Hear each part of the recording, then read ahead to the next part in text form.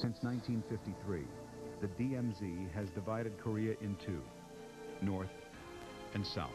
The demilitarized zone, the first thing you need to understand about it is it's demilitarized in name only. To the south stand 900,000 soldiers of the Republic of Korea, the ROK, along with 37,000 American troops. To the north, Kim Jong-il and his army of 1.2 million. One thing about Korea is you don't have to imagine the threat. The threat is very near and very real. Now we are facing a far graver threat because they have a couple of nuclear weapons. For the past 50 years, there have been a series of North Korean-provoked conflicts, infiltrations, terrorist attacks, and assassinations along the DMZ. Join us now as veterans take us back to the DMZ, revealing never-before-seen photos and footage, detailing incidents the public has known little about, and yet on many occasions nearly brought the region back to war. This is the flashpoint, the demilitarized zone.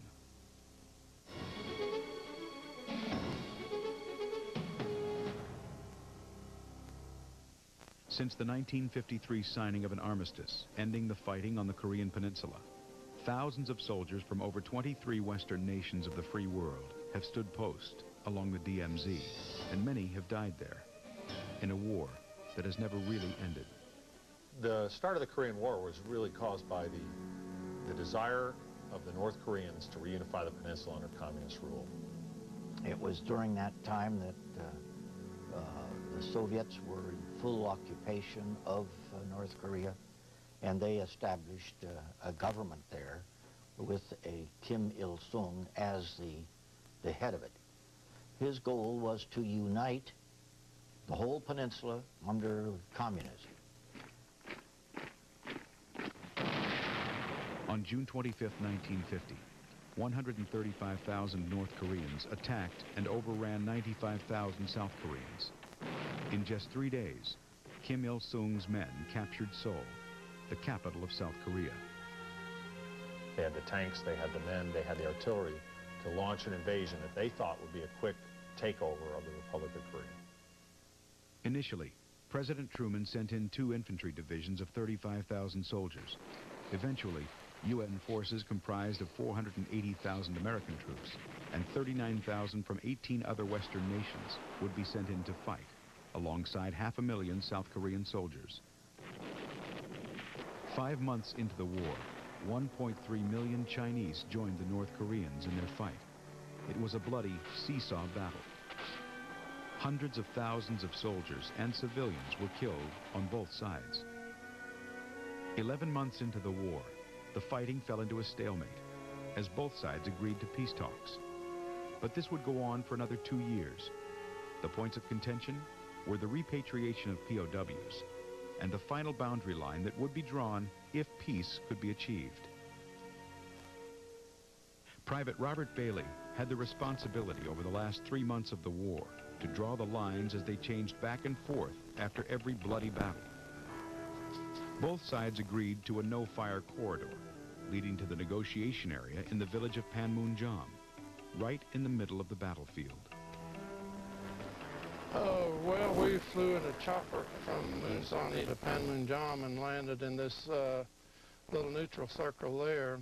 And in this, the security area there was about 1,500 meters diameter. They had their security guards a certain number, and our security guards were the MPs. We felt pretty secure, although it was scary. The war was never far. For 3 months in the neutral circle, Private Bailey drew and redrew the boundary lines. Just days before the signing of the armistice, he watched Marines on the hill above Panmunjom fighting brutal trench battles to hold their positions. Well, where we are standing now on the high ground was the Marines' foremost outpost, and way down in the valley in the little neutral circle, we could see the fighting going on. Boulder City was a very important place. It covered the area of Munzani in the rear, railhead to Seoul. The Chinese wanted Boulder City very badly. In fact, attacking with a force of a battalion against basically a company force showed how badly they wanted it. The armistice was only days from being signed. So the communist leaders made an all-out attack against Boulder City. With bugles blaring, a human wave was sent up Hill 119.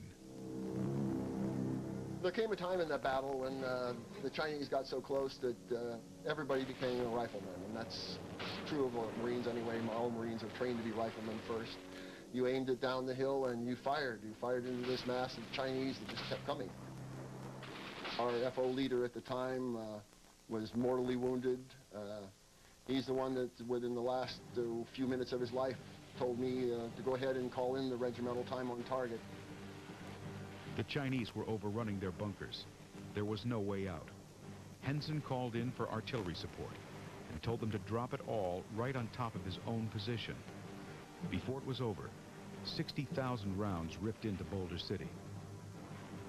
I was 17 years old. I was scared to death. It just amazed me that we came out of it alive. We looked out over the hill in front of Boulder City. It was littered with bodies of the Chinese. On July 27, 1953, at 10 a.m., the armistice was signed. The lines were drawn, but it wouldn't go into effect for another 12 hours. At 10 p.m. that night, the guns finally fell silent. In 3 years of war, over 2 million people had died. They finally came and picked up their dead the following day, on July 27th, after the truce had been signed. It was very strange. It was very eerie, because here were these Chinese that we'd been killing the day before out directly in front of our positions, picking up their own casualties and wanting to trade cigarettes with us and so on. There were prisoners on both sides, and it was time for them to go home. The POW exchange would take place at a bridge in Panmunjom on the newly formed DMZ. It's very unimpressive when you look at it. It doesn't look like it could hold a farm truck. But the bridge was known as the Bridge of No Return, because once a person walked across that, whether they were the communists who were going north to go back to China or North Korea, or in the case of most of them, the UN forces going south, you couldn't go back. The prisoner exchange continued over the next 3 months. The world saw for the first time how the communist forces had treated the UN prisoners. But this would not be the last time U.S. and UN soldiers would cross the Bridge of No Return. Each side maintains a number of outposts and patrols in accord with the armistice in the demilitarized zone. And in general, the Republic of Korea and the United States have been pretty careful about following the armistice. The North Koreans follow it when it suits their purposes. To keep the two Koreas separated from each other, the armistice carved out the DMZ, a 2.5-mile wide no man's land, stretching 155 miles across the peninsula. A monumental task lay ahead for the first provisional MPs. They would be responsible for enforcing the line Robert Bailey had drawn on the map. The first fence to divide the Koreas was not a fence at all. It was nothing more than a string of surveyor's tape, stretched all the way across the country from east to west. The fence that we had was really a godsend because up until '68 the fence hadn't been completed. We had the rolled barbed wire at the top. We had rolls of barbed wire on the north side of the fence. We had beer cans in the rolled wire with rocks in the beer cans to rattle if anyone moved the barbed wire. Today, the DMZ bristles with high-tech surveillance gear. Rolls of razor wire stacked atop 16-foot cyclone fences, constant patrols, and watchtowers. The demilitarized zone was designed to be temporary. No one ever thought that it would last very long. Everybody believed that there would be a peace conference followed by a peace treaty and a reduction of hostilities, and you'd go back to something resembling more an international border. That didn't happen. The armistice brought an uneasy peace. Tensions along the DMZ remained high and volatile, ready to reignite the war. That peace was soon shattered when in broad daylight a U.S. officer was brutally attacked by a gang of North Korean guards within the joint security area.